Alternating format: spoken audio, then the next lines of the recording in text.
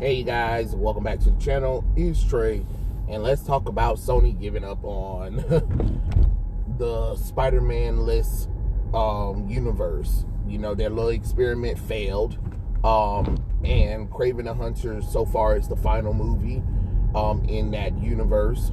Even though, you know, they kind of teased a lot of stuff with Venom 2 and Morbius about there was more to come, but I guess, and enough of us reading those books. I mean, not reading the books, but watching the movies, which, okay, that's true, because it's hot shit. Like, I don't know what the hell to damn tell you. You know, most of these movies have been hot shit. Venom was probably its only success. Morbius, underrated, because a lot of y'all don't know nothing about Morbius, but claimed that the movie was lame, but most of y'all didn't even go and watch it, so I don't even understand how that one even worked. Y'all went to go see Madam Webb more than you went to go see Morbius, and then tried to say what was wrong about Morbius, but most of y'all didn't even watch Morbius, and Morbius is actually an anti-hero in the first place. He's not really a villain. Yes, he was introduced as a villain for Spider-Man after those first two issues, and then after that he went on, got his own solo run, and became ally of Spider-Man and Blade, and sometimes on again, off again villain, not villain, but kind of like adversary for Spider-Man and Blade, depending on what the situation is. Could that movie have been R-rated? Of course it could have, and I think it was R-rated until they changed some things or whatever. Venom 2, Let There Be Carnage. How the fuck do you do Carnage and there's no fucking R-rated movie? And it felt like an allegory of LGBT nonsense, where Venom and Eddie are arguing, and Venom is pregnant and having mood swings and stuff like that. It's just like, what the fuck was y'all thinking? Like, this is supposed to be a comic book superhero movie. I mean, you know what I mean? Like, make it a goddamn comic book superhero movie. Not this comedy buddy cop bullshit. You know what I'm saying? Venom is still a lethal protector. He's supposed to be he's still an anti-hero / villain kind of thing. Y'all should do that. And again, then what? We get, what was the other one? We get Madam Webb. Madam Webb, I don't even know what the fuck they were thinking. First off, it's kind of funny how they always cast young actress to play old characters, and then sometimes when it comes to young characters, they'll hire old actors to play them. Like, make that shit make sense. It just don't make the sense God gave. Madam Webb is a decrepit psychic who can see into the future and have precog visions, and it's a supporting character of Spider-Man. What the hell was y'all thinking by adding all this nonsense? No superhero costumes into the last 30 seconds of the movie. The movie was abysmal. Like, you had Dakota Johnson. Oh, okay. The only person who seemed to benefit from that was Sweeney. Like, and then on top of that, I didn't even realize that girl was from Euphoria, and I didn't even realize how beautiful she was until she showed up on the red carpet. I'm like, God damn, what the fuck is this shit? Because in the movie, she looked pathetic. And what's crazy is, then y'all had the nerve to have them actually dress up in costumes for promotional materials, and then they only had 30 seconds of when they fought. What the fuck is wrong with you, Sony? So what? So we have Venom 2, Morbius, Madam Webb, Venom 3, The Last Dance, which was, I heard, was garbage too, and then they used Noel for like the last 10 minutes of that movie. But it looked stupid. I was just like, oh, here we go again with this same bullshit. Like, no thanks. I'm not dealing with this bullshit. I already said I'm not giving that the time of day, so I didn't watch Venom 3. I didn't. Because Venom 2 was so terrible. I already like, nah, I'm good. I don't even want to see Venom 3. Because I already knew they weren't going to do anything with Noel correctly anyway. And I already knew they weren't really going to do the Lethal Protector correctly. Like, that's the thing about it, is that they never do. They have an opportunity. They're right here on the cusp of it. And then instead they decided they want to go and do this comedy nonsense. Like, I'm good. I don't want to see it. I don't want to see it. And then of course, now you got their first R-rated movie in the universe, Kraven the Hunter, and he facing off against Rhino, which honestly, the Rhino looked better than what I thought it could have looked like, because compared to what Amazing Spider-Man 2 did, this is kind of an upgrade.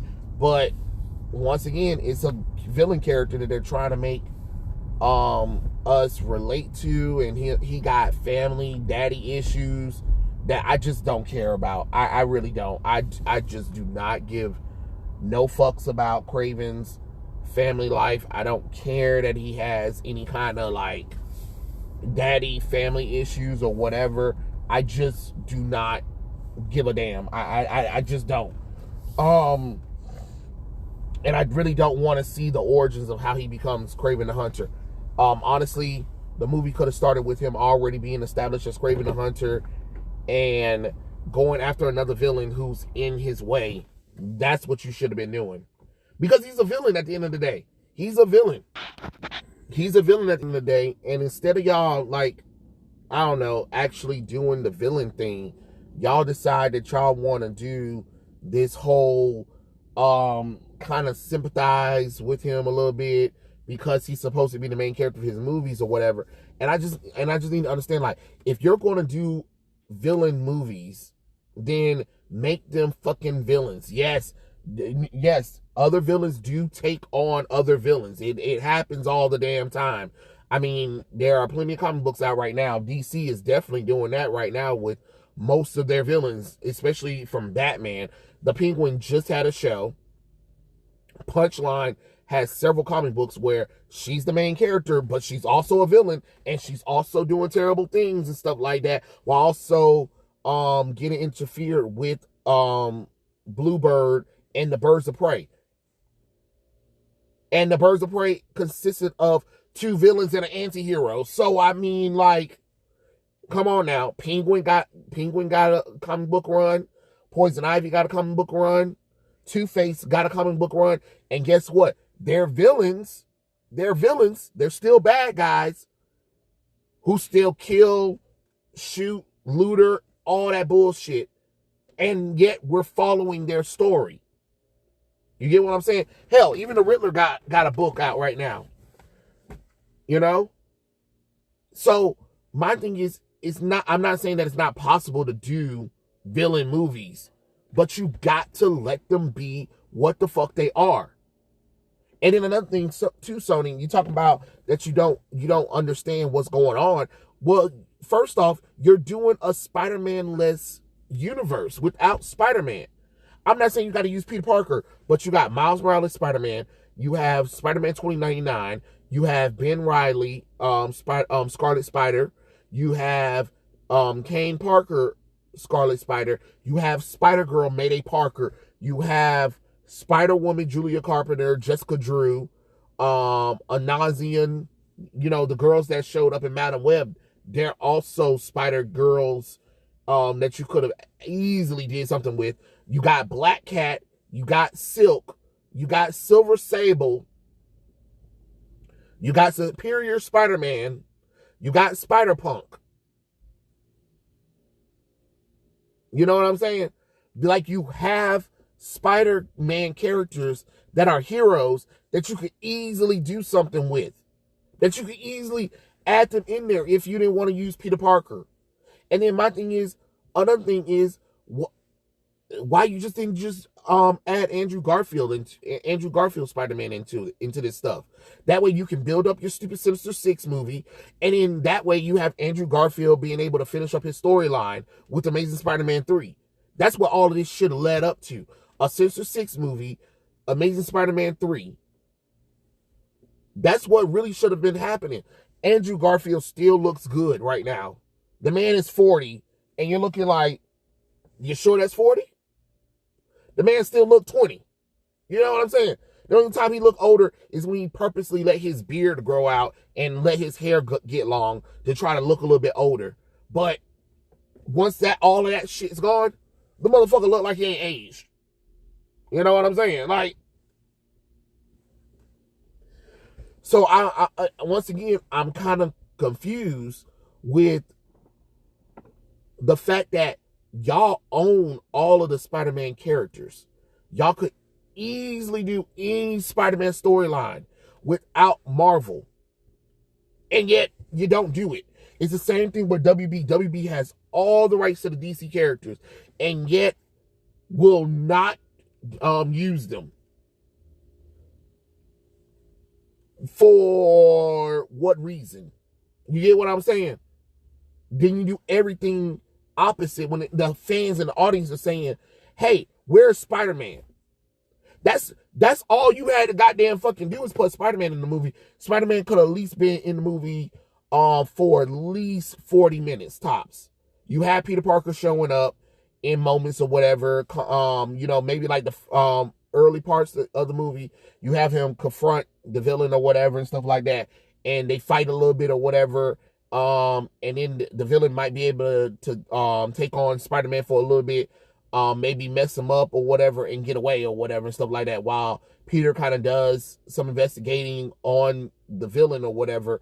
You still have most of the movie still about that villain, and then the final couple of minutes where, the villain needs to fight whoever they need to fight, then Spider-Man comes in and is able to stop them. You know what I'm saying?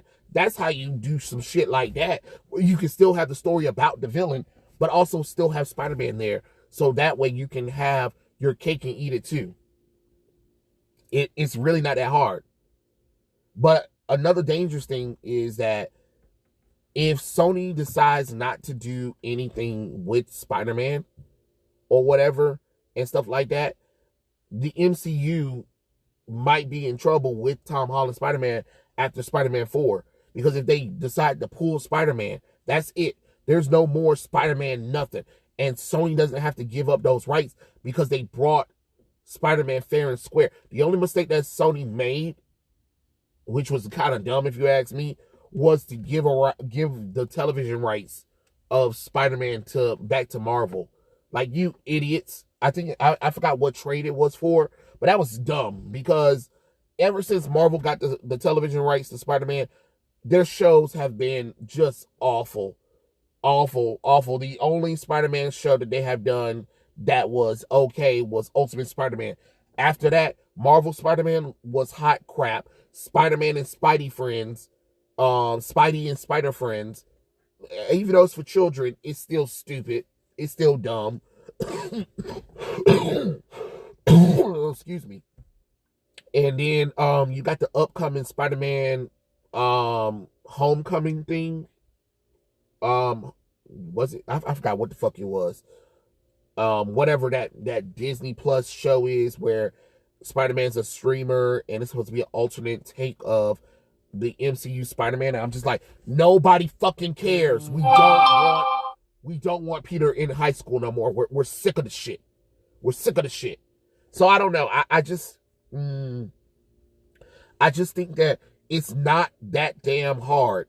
All you have to do is literally look at the comic books, right? Look at some of the storylines and just adapt them.